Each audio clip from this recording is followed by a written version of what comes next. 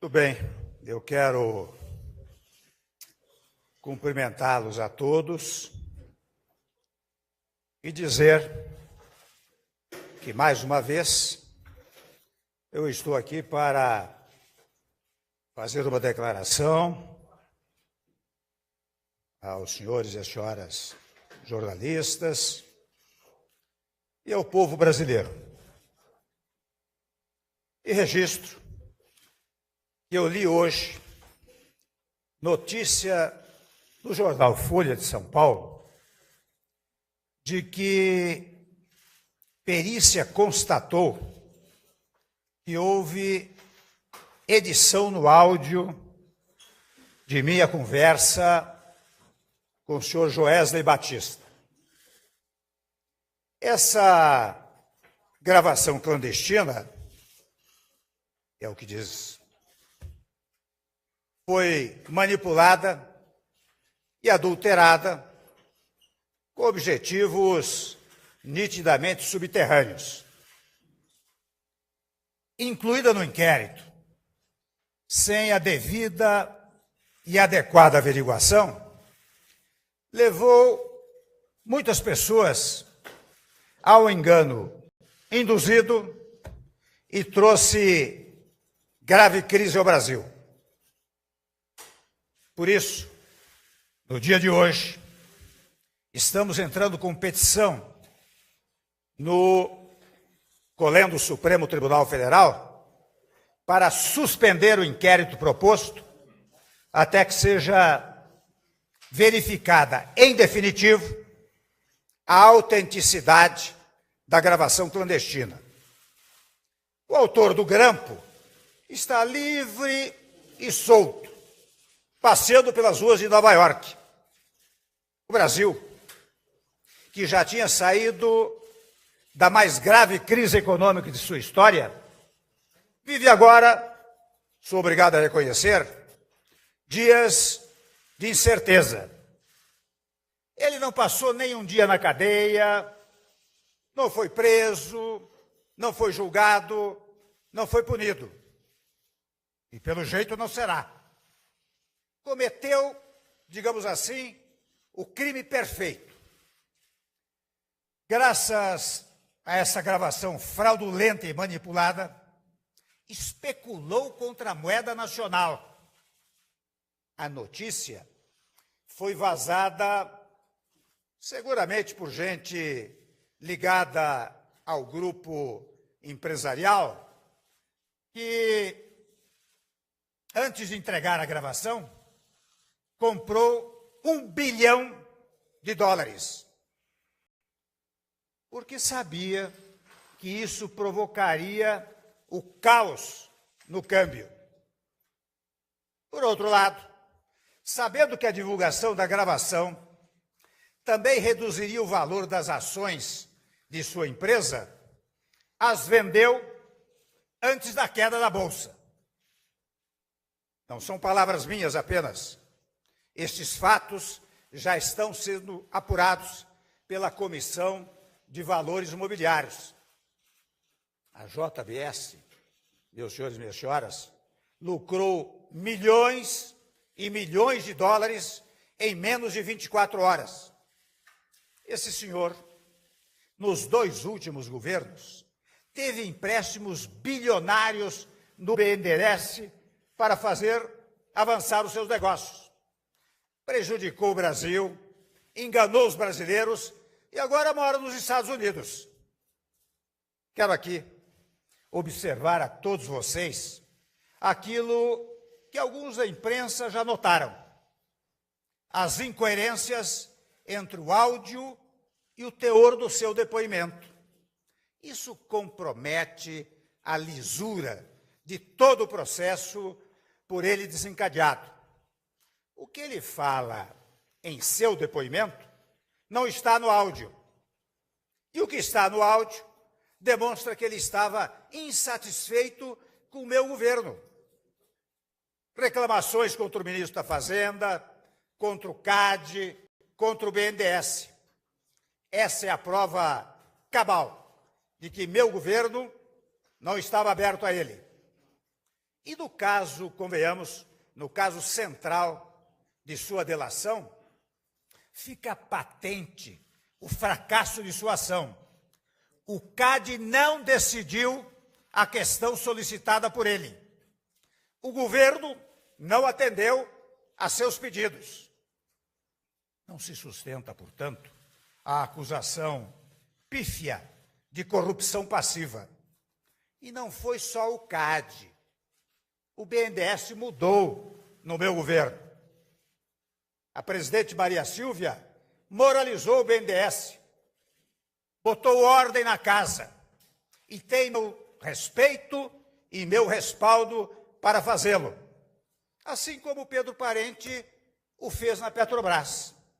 Estamos acabando com os velhos tempos das facilidades aos oportunistas. E isso, meus amigos, incomoda muito. Há quem queira me tirar do governo para voltar aos tempos em que faziam tudo o que queriam com o dinheiro público e não prestavam contas a ninguém. Quebraram o Brasil e ficaram ricos. O autor do grampo relata, no diálogo que tivemos, suas dificuldades, simplesmente a ouvir. Nada fiz para que ele obtivesse benesses do governo. Não há crime, meus amigos, em ouvir reclamações e me livrar do interlocutor, indicando outra pessoa para ouvir as suas lamúrias. E confesso que eu ouvi à noite, como ouço muitos empresários, políticos, trabalhadores, intelectuais e pessoas de diversos setores da sociedade brasileira. No Palácio do Planalto, no Jaburu, no Alvorada, em São Paulo. Trabalho, acho que os senhores sabem, rotineiramente, até meia-noite ou mais. E falo até com pessoas da imprensa. Com pessoas da imprensa já falei em horas avançadas. Muitos sabem disso porque falavam comigo ao telefone ou até pessoalmente. Nada demais há nisso. Mas é bom ouvir com atenção o que dizem as pessoas. E muito do que foi dito nos depoimentos dos senhores Joesley e Ricardo provam apenas falta de sintonia, abundante divergência. O primeiro fala em buscar uma forma de interlocução comigo, pois não a tinha. Já o segundo fala que era meu interlocutor frequente, em nome do grupo. Há muitas mentiras espalhadas em seu depoimento. Lembrem da acusação de que eu dera aval para comprar o silêncio de um ex-deputado. Não existe isso na gravação, mesmo tendo sido ela adulterado. E não existe, porque nunca comprei o silêncio de ninguém. Não obstruí a justiça, porque não fiz nada contra a ação do judiciário. Falo aqui só de um dos pontos de contradição e incoerência. Ou seja, houve falso testemunho à justiça. Chegam ao desplante de me atribuir falas, frases ou senhas ou palavras chulas que jamais cometeria. Atentam contra o meu vocabulário e minha inteligência. Tenho crença nas instituições brasileiras e nos seus integrantes. Devo até registrar que é interessante quando os senhores examinam o seu depoimento e o áudio, os senhores verificam que a conexão de uma sentença a outra não é a conexão de quem diz, olhe, eu estou comprando o silêncio de um ex-deputado e estou dando tanto a ele. Não, a conexão é com a frase, eu me dou muito bem com o ex-deputado, mantenho uma boa relação. Eu disse, mantenha isso. Viu, enfatizam muito o viu. E por isso mesmo eu devo dizer que não acreditei na narrativa do empresário de que teria segurado juízes, etc. Ele é um conhecido falastrão exagerado. Aliás, depois, em depoimento, podem conferir, disse que havia inventado essa história, que não era verdadeira.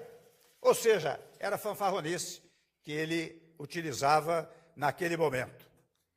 Eu quero pontuar que houve grande planejamento para realizar esse grampo. Depois houve uma montagem e uma ação deliberada para criar um flagrante que incriminasse alguns, enquanto os criminosos fugiam para o exterior em absoluta segurança. O Brasil, meus senhores, exige que se continue no caminho da recuperação econômica que traçamos para colocar o país nos trilhos. Já recuperamos o PIB, acabamos com a recessão, reduzimos a inflação, derrubamos a taxa de juros, estamos gerando emprego, liberamos mais de 40 bilhões de reais para os trabalhadores brasileiros. Estamos completando as reformas para modernizar o Estado brasileiro. Meu governo, senhores, tem rumo. Acho que os senhores e as senhoras são testemunhas deste fato e sabem que o que foi dito, volto a dizer, no áudio, que de resto está sendo impugnado por eventuais, ouço até mencionar que houve mais de 50 edições desse áudio, tenta macular não só a reputação moral do presidente da República, mas tenta invalidar o nosso país. Mas eu digo com toda segurança, o Brasil não sairá dos trilhos. Eu continuarei à frente do governo. Muito obrigado, senhor.